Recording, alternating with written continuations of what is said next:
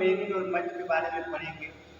अब हमको देखना है कि सम का प्रयोग कहाँ करते हैं और मेनी का प्रयोग कहाँ करते हैं और मच का प्रयोग कहाँ करते हैं।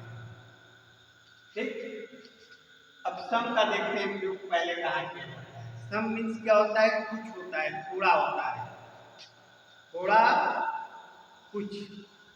अगर इसमें हमें सम के पहले अगर कोई कॉमन नाउंस आ जाए, सम के पहले कोई कॉमन नाउंस आएगा तो उसको हम हमेशा प्लूरल नंबर्स में प्रयोग करते हैं।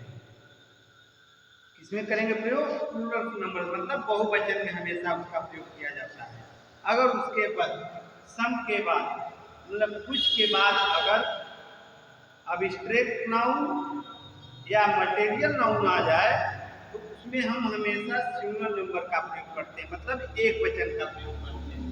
अब देखो, सम के बाद अगर कोई कॉमन नाउंस आएगा, कॉमन नाउंस में क्या आएगा? जैसे कुछ किताबें हैं, कुछ किताबें हैं, कुछ घोड़े हैं, कुछ किताबें हैं, तो क्या हो जाएगा? सम बुक्स हो जाएगा। कुछ घोड़े हैं, सम हॉर्सेस हो जाएंगे। अगर सम के बाद अगर कोई अब्स्ट्रैक्ट नाउन या मटेरियल नाउंस आएगा उसमें हमेशा सिंगुलर का प्रयोग करते हैं। जैसे कुछ पानी, कुछ पानी मतलब क्या हुआ? Some water. कुछ तेल, सम ऑयल। कुछ दर्द, सम पेन। ठीक, ये तो हम समझ गए कि सम का प्रयोग कहाँ करते हैं और मेनी का प्रयोग कहाँ करेंगे। मेनी मीन्स क्या होता है? बहुत होता है, बहुत होता है। और मच मीन्स भी क्या होता है? बहुत होता है। मगर दोनों में अंतर क्या है?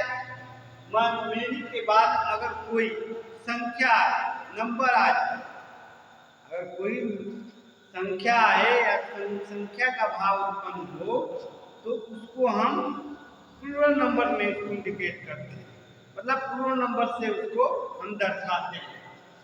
अब मच के बाद अगर कोई मात्रा प्रदर्शित करता है या मात्रा का बोध होता है तो उसके सामने हम हमेशा किसका प्रयोग करते हैं? सिंगुलर नंबर का प्रयोग करते हैं।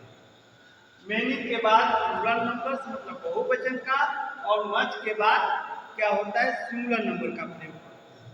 ठीक, अब सम का और मेनी का और मच का प्रयोग कहाँ कहाँ कैसे करना है पता हो गया होगा। अभी इसको देखिए, एक क्या है? पिक्चर है, तीनों को इसी पे बनाना है। अब कहाँ यूज करना है? क्या सब्जेक्ट हो गया, प्लस ई आर हो गया, हेड हो गया। उसके बाद क्या है? यहाँ पे एल को जोड़ देंगे, प्लस यहाँ पर रहेगा प्लस मेनी, मच और सब का। सम के बाद क्या है? यहाँ पे प्लस नाउन का।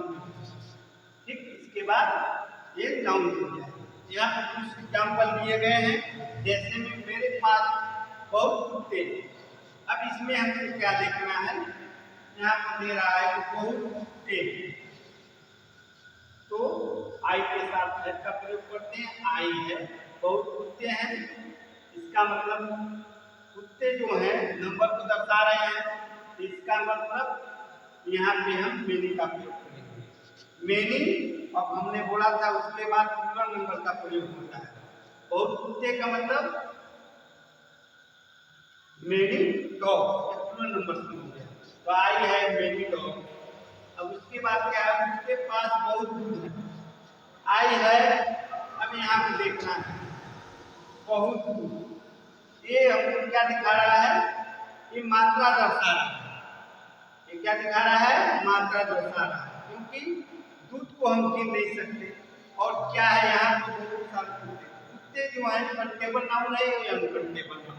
जिसको गिन सकते हैं हम उसमें हम प्लूरल नंबर्स का प्रयोग करेंगे, और जिसको नहीं गिन सकते उसमें हम सिंगुलर नंबर का प्रयोग करेंगे। ठीक, तो उसके पास बहुत दूध है तो ही के साथ हेड का प्रयोग होता है। ही है बहुत का यहाँ पे, क्योंकि यहाँ दूध है, कंटेबल नाउन है, इसको गिन नहीं सकते। यहाँ पर क्या होगा? Much milk. ही है मच मिल्क। अब यहाँ पे देखिए, हम लोगों के पास कुछ पानी है, यहाँ पे देखिए कुछ पानी है, तो कुछ पानी है तो क्या है, पानी को हम काउंट नहीं कर सकते, एक कंटेबल नाउन है, इसलिए यहाँ कुछ के बाद क्या है, हमेशा सिंगुलर नंबर का प्रयोग है। अगर इसी के बाद अगर कोई कंटेबल नाउन होता है, यहाँ पर कुछ आदमी होते तो यहाँ पर क्या होता है, सम मैन, सम मैन। ओके, हम लोगों के पास कुछ पानी है तो क्या होगा, बी है सम वाटर, इसको सिंगुलर से इंडिकेट करेंगे, मतलब एक बचे।